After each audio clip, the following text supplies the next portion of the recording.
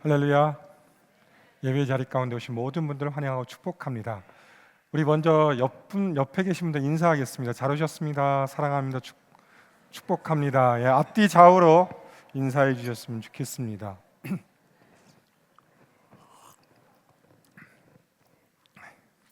네, 2025년 벌써 두 번째 주일이네요. 네. 오늘부터 우리는 가스펠 프로젝트를 다시 시작합니다. 신약 네 번째 시리즈를 시작하는데요. 복음으로 세워진 교회라는 주제를 통해서 사도행전을 중심으로 저희가 말씀들을 살펴보고자 합니다.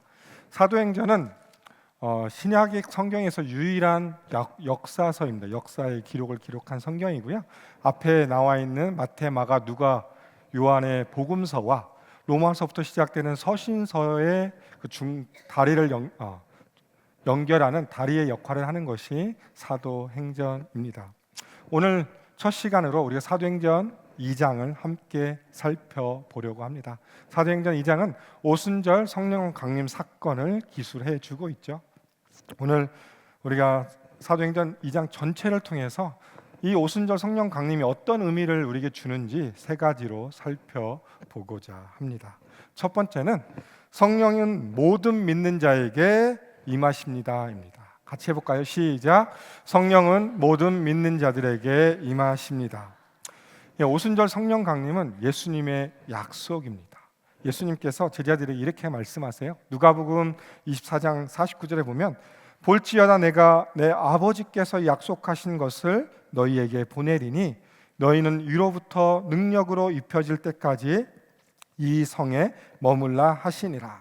예수님께서 부활하신 후에 제자들과 함께 사셨습니다. 함께 계시면서 이렇게 말씀하신 거예요.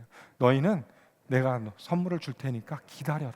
그리고 이 성에서 떠나지 말라 라고 말씀해 주고 있고요. 또한 사도행전 1장에 보면 4절부터 5절에 보면 이렇게 또 말씀합니다. 사도와 함께 모이사 그들에게 분부하여 이르시되 예루살렘을 떠나지 말고 내게서 들은 바 아버지께서 약속하신 것을 기다려라. 요한은 물로 세례를 베풀었으나 너희는 몇 날이 못되어 성령으로 세례를 받으리라 하셨느니라.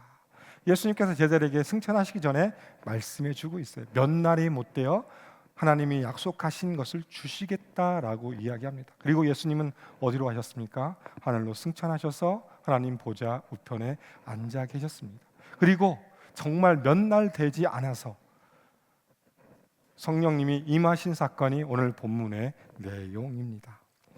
예수님이 승천하신 후에 열흘 정도 지난 뒤에 이 오순절 날에 갑자기 성령이 임하신 사건이 오늘 본문의 내용이죠. 함께 모인 120명의 제자들에게 예고 없이 성령이 임하십니다. 그리고 2절부터 시작해서 4절 보면 여러 가지 현상들이 나타납니다. 어떤 현상들이 나타나죠? 바람 같은 소리라는 것이 나타나고 불의 혀같이 갈라지는 것이 보이고, 그리고 성령이 충만하면 어떤 일이 벌어지냐면 사람들이 다른 언어로 말하기 시작합니다. 이 사건들을 보면 정말 초자연적인 현상이에요. 성령이 임함으로 보여지는 이 사건들은 우리가 생각할 수 없고 상상할 수 없는 일들이 일어난 사건입니다. 그래서 초자연적인 현상입니다. 근데 우리가 집중하고자 하는 것은 이 초자연적 현상이 아니라 정말 여기서 말하는 중심점이 뭔가, 그것은 이 성령 강림이 그 당시에 모였던 120명에게 한 명도 빠짐없이 임하였다라는 것이 바로 강조점입니다. 어느 한 사람도 빠짐없이 모든 사람이 성령을 받았다. 이것이 바로 오늘 이 복음이 주는 메시지 첫 번째 의미입니다. 1절부터 시작해서 보면 중요한 단어들이 좀 반복이 돼요. 1절에 보면 그들이 다라는 단어가 나오고요. 2절에 보면 온 집이 나오고 3절에 보면 각 사람이라는 단어가 나오고 4절에 보면 다시 한번 반복되죠. 그들이 다. 어떻게 보면 비슷한 단어들입니다. 비슷한 단어들이 반복된다는 것은 성경에서 무엇을 의미하죠? 강조하고 또한 확실한 일이다라는 것을 의미합니다. 결국 이 네 가지의 단어를 통해서 무엇을 강조하느냐? 그 모여있는 모든 120명이 성령의 충만함을 다 받았다라는 것을 보여주고 있죠. 그리고 어떤 일이 또 벌어집니까? 베드로가 설교를 통해서 이렇게 말씀합니다. 사도행전 2장 38절에 보면 베드로가 이르되 너희가 회개하여 각각 예수 그리스도의 이름으로 세례를 받고 죄 사함을 받으라. 그리하면 성령의 선물을 받으리라 라고 또 말씀해 주고 있습니다. 이 베드로의 설교를 통해서 또 어떤 말이 그냥 이 선포는 성령을 선물로 받을 것이다 라는 것을 분명히 말씀하시면서 예수를 믿는 모든 자에게 성령이 주어질 것이다 라는 것을 분명하게 말씀해 주고 있습니다. 예수를 믿는 모든 자들, 그들에게 성령이 선물로 임할 것이다. 그리고 그것은 앞으로 펼쳐질 모든 사도행전과 앞으로 일어나는 모든 일들, 지금 현 시대까지도 그 말씀은 유효하고 있고 우리에게 이루어지고 있습니다. 한 가지 질문을 하겠습니다. 여기 계신 분들 성령을 받으셨습니까? 생각보다 아멘이 너무 적은데요. 다시 한번 물어보겠습니다. 여기 계신 분들 성령을 선물로 받으셨습니까? 네, 성령을 선물로 받았습니다. 왜 성령을 받으셨죠? 누구를 믿기 때문에? 예수 그리스도를 믿기 때문에 그렇습니다.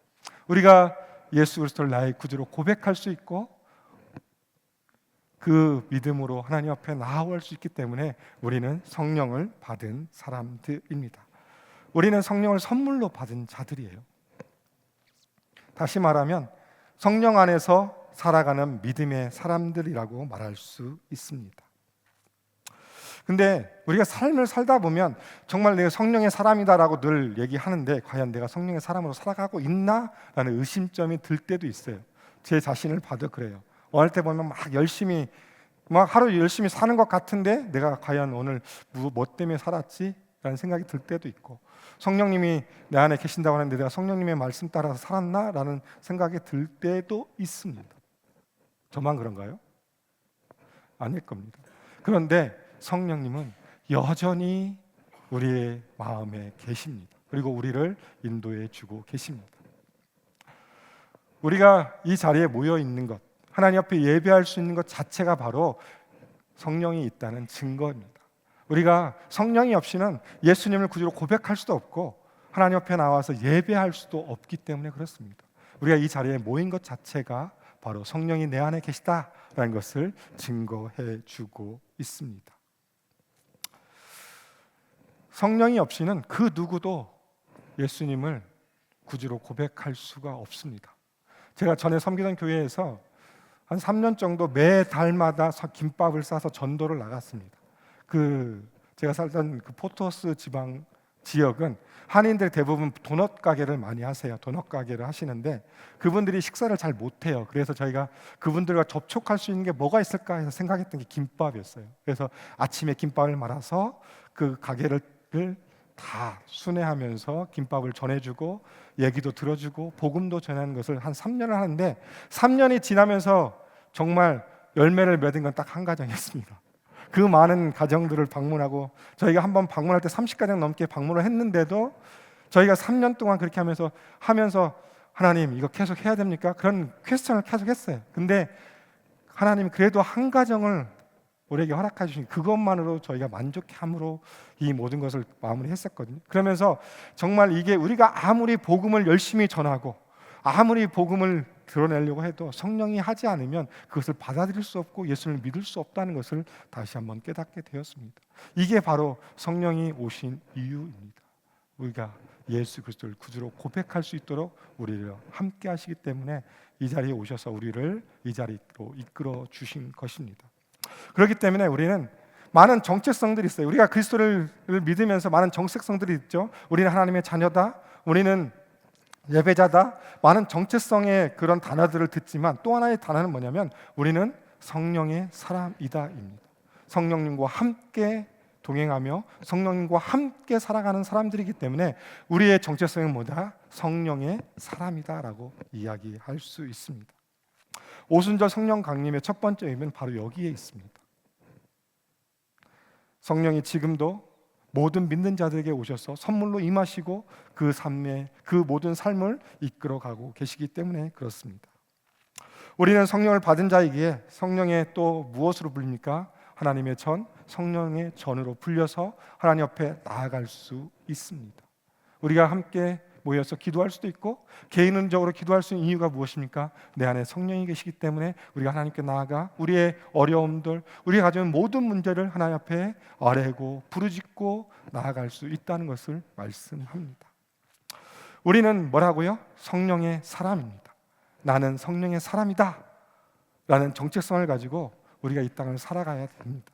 그러면서 성령의 충만함을 통해서 우리 삶 가운데 주님의 이름이 높여지고 주님의 이름으로 승리하는 삶이 되시기를 주의 이름으로 축복하며 사랑합니다. 두 번째는 성령은 복음 전파를 위해서 임하십니다. 같이 해볼까요? 시작. 성령은 복음 전파를 위해 임하십니다. 성령을 충만히 받은 그 상황 가운데 다른 사람들의 반응들이 앞으로 펼쳐지고 있습니다. 5절부터 시작해서 13절까지 정말 성령 사건에 의해서 다른 사람들이 어떻게 느끼는가가 기록되어 있습니다. 수많은 사람들이 오순절을 지키기 위해서 예루살렘에 모였고, 또한 이 성령 강림을 통해서 사람들이 다른 언어로 이야기하는 것을 듣고 그것에 대해서 반응들이 나타납니다. 어떤 반응이냐? 당황하고 놀랐다라고 이야기합니다. 왜?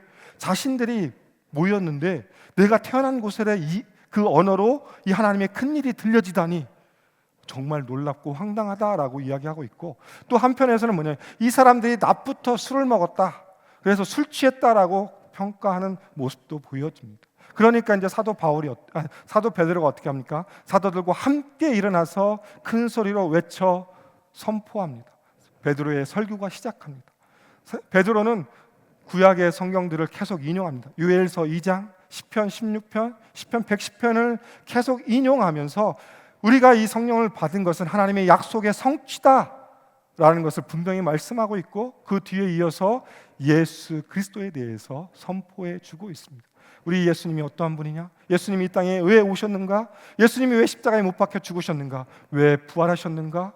그리고 왜 하나님이 그를 죽은 자 가운데서 살리셨는가에 대해서 이야기하고 있고, 너희가 십자가에 못 박힌 그분, 그 예수가 바로 너희가 고대하고 기다리던 메시아이다 라고 선포하고 있습니다. 그러면서 마지막 이야기합니다. 여기 있는 나와 이 제자들은 바로 예수님의 증인이다 라고 선포합니다. 성령이 오신 이유는 뭐냐? 예수 그리스도를 증거하기 위해서 오신 겁니다. 그러니까 이 베드로의 설교를 듣고 사람들이 어떻게 반응합니까? 사도행전 2장 37절에 보면 이렇게 반응합니다. 그들이 이 말을 듣고 마음에 찔려 베드로와 다른 사도들에게 물어 이르되 형제들아 우리가 어찌할꼬 하거늘 이라고 말합니다. 베드로의 설교를 듣고 사람들의 마음이 흔들리기 시작합니다. 아, 정말 우리가 못 박으신 분이 우리의 메시아야? 그러면 우리는 어떻게 해야 돼? 그런 두려움과 떨림이 그들 마음 가운데 생기기 시작합니다. 그러니까 그들이 사도들과 베드로에게 묻습니다. 그럼 우리는 어떻게 해야 됩니까? 우리는 어떻게 됩니까? 할 때 베드로가 그들에게 대답합니다. 사도행전 2장 38절 39절 말씀입니다. 같이 읽겠습니다. 시작.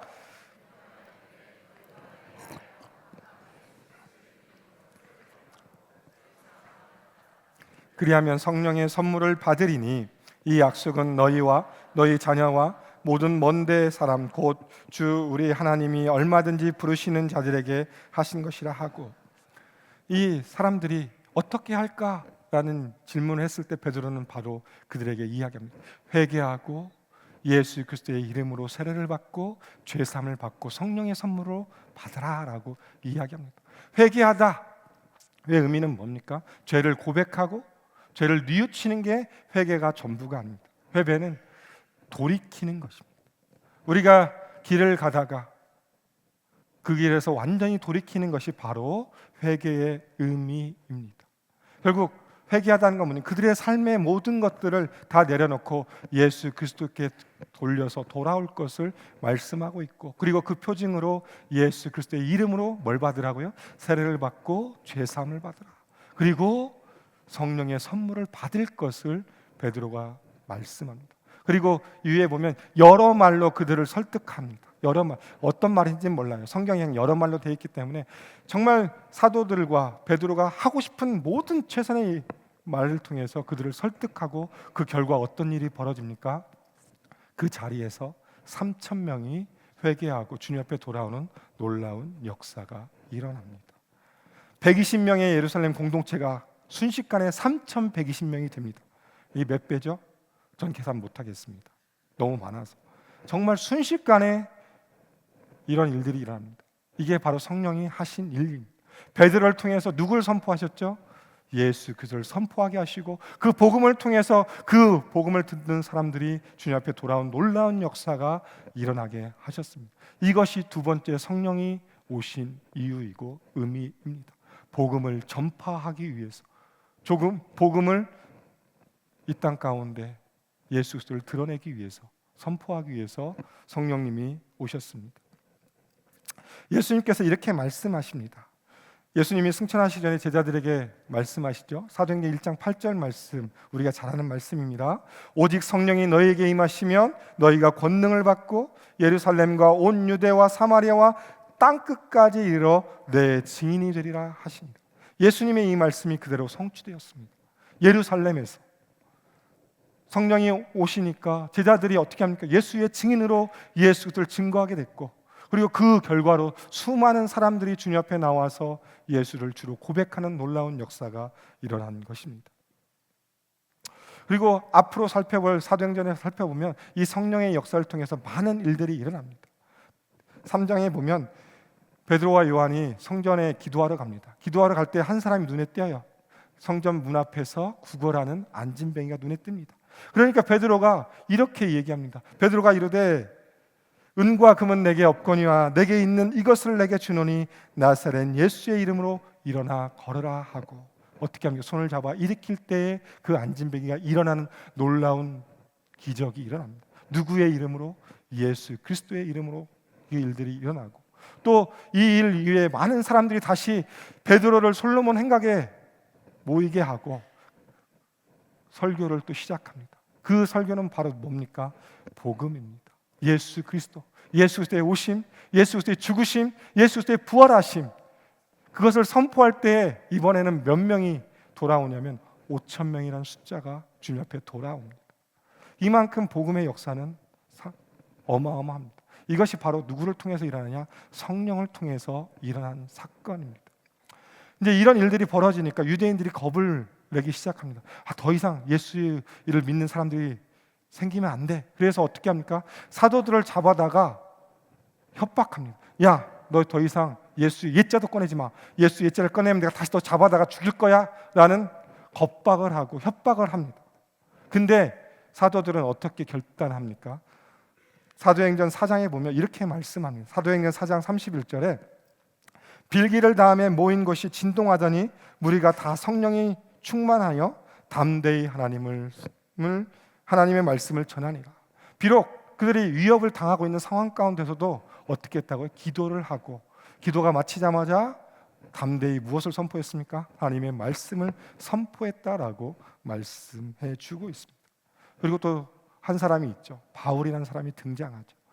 바울이 어떤 사람입니까? 다메섹에서 예수 그리스도를 만나고 이방인을 위한 사도로서의 역할을 감당했던 사람이고, 정말 일평생 주님을 위해 살아갔던 사람입니다. 복음을 위해 살아갔던 사람이고, 그러면서 사도행전 28장 31절에 보면 하나님의 나라를 전파하여 주 예수 그리스도에 관한 모든 것을 담대하게 거침없이 가르치던 사람이 바로 바울이었습니다. 비록 본인은 제한된 상황 가운데 있었고 어려운 상황 가운데 있었지만 그는 담대하게 거침없이 예수 그리스도를 전하는 사람이었습니다. 누구 때문에? 성령 때문에. 성령으로 말미암아서 그 일들이 일어나는 겁니다. 이렇게 수많은 사람들이 성령 강림 이후에 예수를 그리스도를 증인으로 예수 그리스도를 전하는 제자로의 삶을 살았습니다. 근데 여기 계신 우리는 어떤 모습 가운데 살아가고 있습니까? 과연 우리는 얼마나 이 땅 가운데 살아가면서 나의 모든 행위를 통해서, 나의 말을 통해서 얼마나 예수 그리스도를 전하고 있는지 한번 우리의 모습을 돌아봤으면 좋겠습니다. 제가 가끔씩 영화를 보는데 코미디 영화인데요. 2011년에 나온 영화인데 사랑이 무서워라는 영화가 있습니다. 거기에 이제 엄마와 아들로 등장하는 그 배우가 있는데 엄마는 김수미고 아들은 임창영입니다.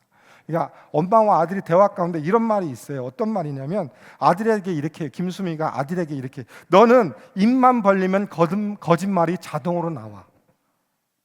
아들에게 너는 입만 벌리면 거짓말이 자동으로 나와. 참 이 얘기를 듣고 저는 막 웃었어요. 아니 뭐 엄마가 어떻게 이럴 수 있어? 그리고 비약이잖아요. 영화이기 때문에. 근데 이 말을 듣고 한참 생각하면서 좀 돌려서 생각하게 돼요. 그럼 나는 어떤 모습일까?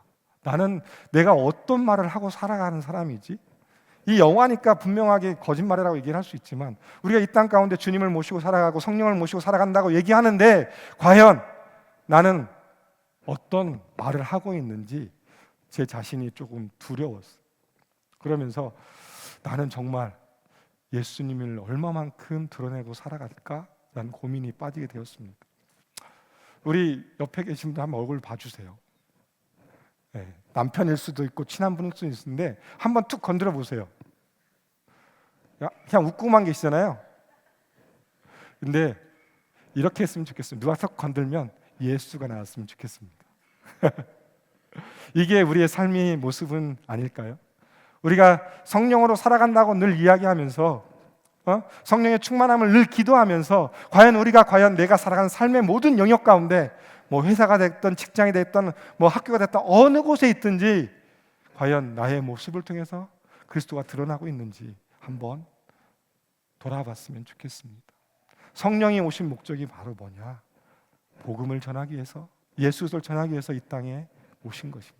그리고 내게 오셔서 내 안에서 내주하시고 충만함으로 나를 이끌어 주시는 분이 바로 성령님이십니다. 네, 우리 교회 표어가 뭐죠? 올해 표어 뒤에 보시면 써 있죠. 제자 뭘로 살아가라고요? 예수의 증인으로 살아가라입니다. 올해 우리가 이 표어를 통해서 예수의 증인의 삶을 살아갔으면 좋겠습니다. 근데 예수의 증인으로 살아가려면 무엇이 필요하다고요? 성령이 필요하다는 겁니다. 우리 안에 이미 성령은 계시는데 그 성령의 충만함이 필요하다는 겁니다.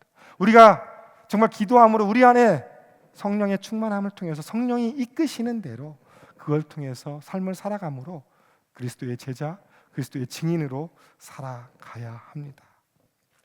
올 한 해 2025년 우리가 저 표어대로 살아갔으면 좋겠습니다. 정말 제자, 예수의 증인으로 살아가라. 이 말씀을 붙들고 하나님, 내가 주님 안에서 성령의 사람으로서 이런 삶을 살겠습니다라는 믿음의 결단으로 올 한 해 살아가시는 귀한 성도님들 되시기를 주의 이름으로 소망하며 축복합니다. 셋째입니다. 셋째, 성령이 오신 셋째는 신앙 공동체를 세우기 위해서 성령님이 오십니다. 같이 해볼까요? 시작. 네, 예수님을 영접하고 성령을 선물로 받은 사람들의 변화가 나타나기 시작합니다. 사도행전 2장 41절에 보면 그들이 사도의 가르침을 받아 서로 교제하고 떡을 떼며 오로지 기도하기를 힘쓰니라. 복음을 듣고 믿는 자들로 세워진 공동체의 변화가 나타납니다. 그게 뭐냐? 사도들의 가르침을 받고 서로 교제하고 떡을 떼며 기도하기에 힘쓰는 공동체가 되었다라고 이야기합니다. 사도의 가르침을 받다라는 의미는 뭐냐면 우리가 믿음의 공동체로 살아가는 데 있어서 기준이 무엇입니까? 말씀입니다.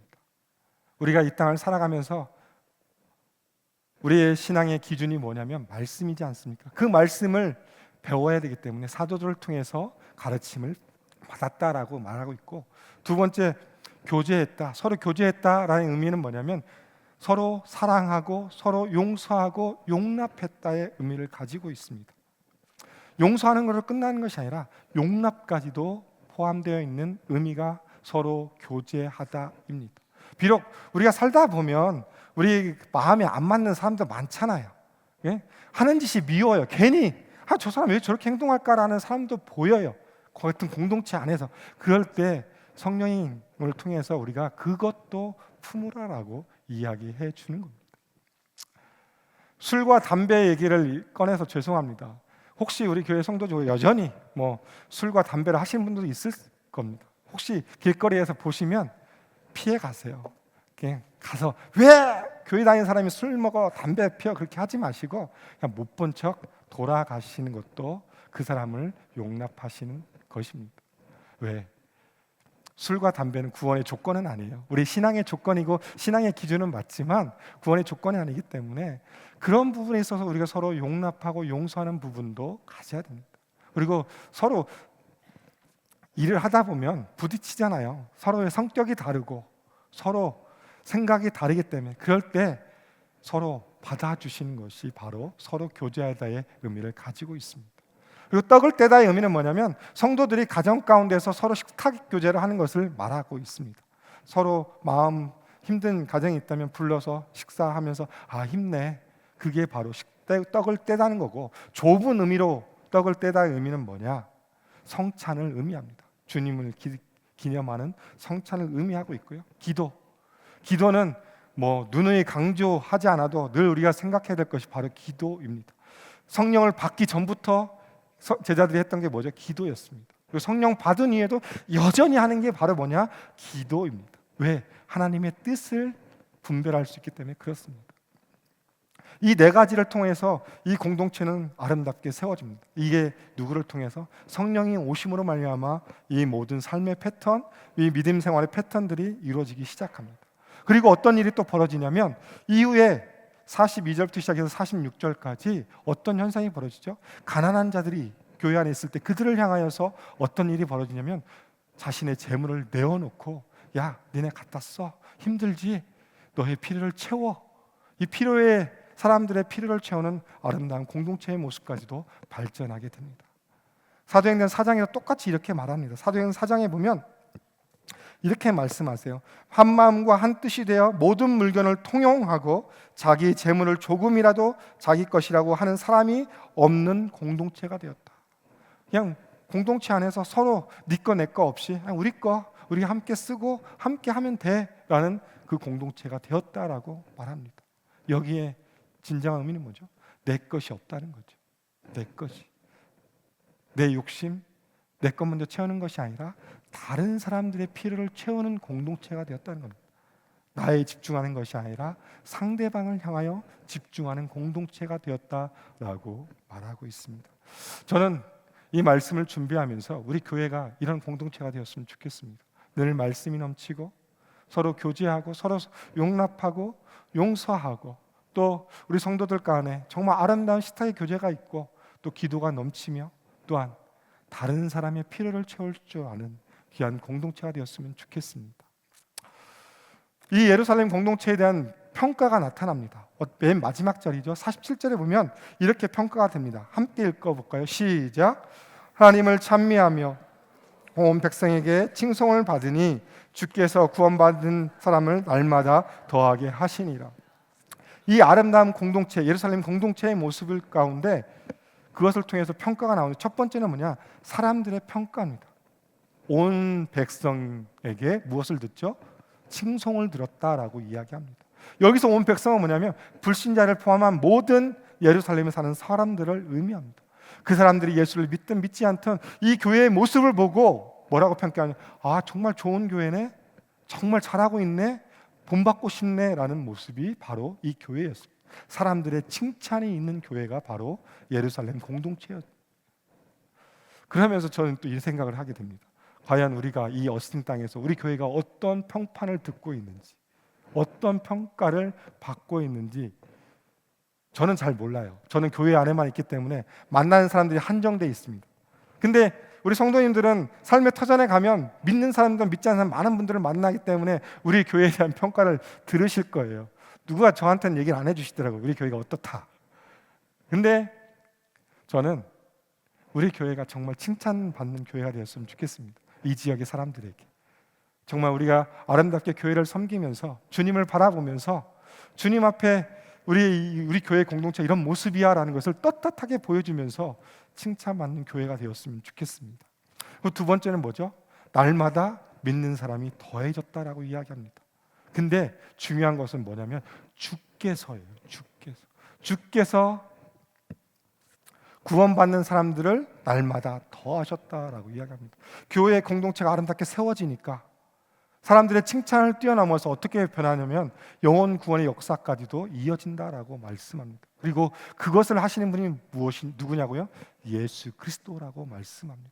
우리 교회 공동체가 정말 하나님 보시기 아름답고 성령의 공동체로 세워질 때 우리 교회는 하나님 예수님께서 사람들을 보내주실 것이다 라고 말씀해 주고 있는 것입니다. 근데 우리 공동체를 살펴보면 조금 문제가 있죠. 우리가 왜 문제가 있냐? 우리는 연약해요. 우리는 부족해요. 우리는 완벽하지 못해요. 우리 한 사람을 보면 다 장점과 단점이 있는 것처럼 우리 공동체에도 다 모든 분들 다양한 사람들이 있기 때문에 우리 교회의 공동체는 연약한 부분도 있고 부족한 부분도 있어요. 근데 성령님이 함께 하시면 그 모든 부분들을 다 채워 주실 것입니다. 누구를 통해서? 내 옆에 있는 사람들이 나의 부족한 부분을 채우고 나의 연약한 부분을 채우는, 이것이 바로 성령 공동체, 신앙 공동체라고 말씀해 주고 있습니다. 그것을 형성하기 위해서 성령이 이 땅에 오셨다라고 말씀해 주고 있습니다. 사도 베드로는 베드로전서 4장에서 이렇게 말씀합니다. 7절부터 10절 말씀인데요. 만물의 마지막이 가까이 왔으니 그러므로 너희는 정신을 차리고 근신하여 기도하라. 무엇보다도 뜨겁게 서로 사랑할지니 사랑은 허다한 죄를 덮느니라. 서로 대접하기를 원망 없이 하고 각각 은사를 받은 대로 하나님의 여러 가지 은혜를 맡은 선한 청지기 같이 서로 봉사하라라고 말씀합니다. 말세를 살아갑니다. 지금 우리는 마지막 때를 살아가는 사람들입니다. 얼마만큼 우리가 이 땅 가운데 살아갈지는 모릅니다. 하나님이 예수 그리스도 언제 보내주실지, 다시 오실지 모르지만 우리가 예수님의 다시 오심을 기대하며 살아가는 그 삶 가운데 무엇을 이루어가야 된다고요? 아름다운 공동체, 기도로 깨어있는 공동체, 서로 뜨겁게 사랑하는 공동체, 서로 대접하는 공동체, 하나님이 주신 그 능력을 힘입어서 아름답고 귀한 공동체를 세워가고 봉사하는 공동체로 세워져야 된다라고 말씀해 주고 있습니다. 이런 공동체가 되길 소망합니다. 사랑하는 우리 교회가, 우리 AKPC가 정말 주님 보시기에 성령의 공동체로 세워지고 이 일들 가운데 정말 이 땅 가운데 좋은 소문이 나고 이 어스틴 땅뿐만 아니라 미국, 온 세계 열방에 선한 영향력을 미치고 복음을 전파하는 귀한 교회가 되기를 소망하며 축복합니다. 지금까지 우리는 사도행전 2장을 살펴보았습니다. 오순절 성령 사건을 살펴보았습니다. 예수님의 약속대로 오신 성령님은 모든 믿는 자들에게 선물로 오셨습니다. 그러기에 여기 계신 우리 모두는 성령을 받은 성령의 사람입니다. 그리고 우리는 성령으로 인해 이 세상에서 살아가는 그리스도의 증인, 그리스도의 제자의 삶을 살아가는 자들입니다. 우리의 삶의 영역이 분명히 있습니다. 우리 삶의 영역 가운데 우리는 그리스도의 편지로, 그리스도의 향기로 이 땅 가운데 나아가야 합니다. 이것이 바로 우리에게 성령이 오신 이유이고, 마지막 무엇입니까? 우리 교회 공동체가 성령의 공동체가 되어서 날마다 주의 복음을 전하고 주의 사랑을 전하는 공동체가 되어야 될 것을 말씀해 주고 있습니다. 사랑하는 성도 여러분, 우리는 누구라고요? 성령의 사람입니다. 성령에 이끌려가는 사람이라는 것을 기억하시면서 성령의 충만함을 통해서 예수의 증인으로 귀한 삶을 살아가시길 소망하며 축복합니다. 그리고 올해 표어처럼 제자, 예수의 증인으로 살아가는 우리 AKPC 모든 공동체의 성도님 되시기를 주의 이름으로 소망하며 축복합니다. 이 시간 우리 자리에 일어나서 함께 찬양하겠습니다. 다시 한번 우리 마음 가운데 성령의 충만함을 사모하며 함께 찬양할 때 우리 박수치면서 기쁨으로 찬양했으면 좋겠습니다.